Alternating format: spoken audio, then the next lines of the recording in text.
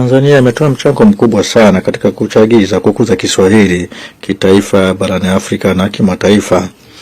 Ni pia ni nguvu ambayo imepelekea kukuza kuwepo na Kiswahili siku ya Kiswahili duniani, lakini pia ndio iliyochangia kutambuliwa kwa Kiswahili na UNESCO.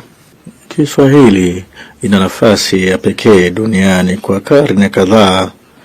Barani Afrika, ukanda wa bahari ya Hindi, inaonyesha historia mbalimbali ya mtangamano, mwingiliano wa watu duniani, na Kiswahili kinazungumzwa na takriban watu milioni 200 duniani.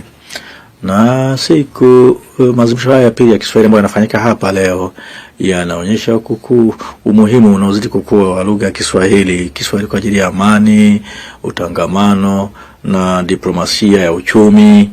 Na hivyo imejitahidi kwa masuala pia ya diplomasia ya lugha na kwa ajili ya maendeleo, lakini pia kielelezo cha utamaduni. Mabibi na mabwana, UNESCO inachangia ukuaji wa Kiswahili kwa kuchukua hatua madhubuti. Mwaka 2021 UNESCO iliweza kuitangaza Kiswahili kuwa tarehe 7 kuwa siku ya Kiswahili duniani, ambayo imenufaika na kutambuliwa kwa Kiswahili katika mifumo ya Umoja wa Mataifa. Na hiyo iliweza kufanyika mwaka uliopita wakati Kiswahili kilipokuwa kwa lugha rasmi ya mikutano mbalimbali ya UNESCO. Na utambuzi huu wa kitaasisi ni hatua muhimu sana, na lengo letu ni kuhakikisha kwamba Kiswahili kiwe ni lugha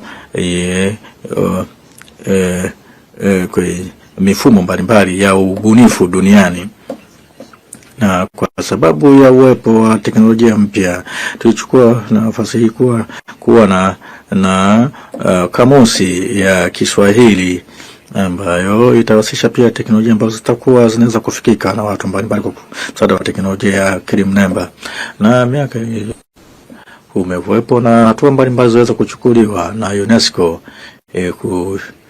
na hasa muhtasari wa ripoti ya dunia na hatua mbalimbali za kuhakikisha kwamba Kiswahili kinahusika katika mifumo mbalimbali ya elimu duniani, na pia kuchomba vigezo vya ubora wa mafunzo ya Kiswahili. Na hiyo inalenga kuhakikisha kwamba kuna kuwepo na upatikanaji wa elimu kwa walimu, wanafunzi, wanasayansi na waandishi wa habari na wataalamu mbalimbali barani Afrika.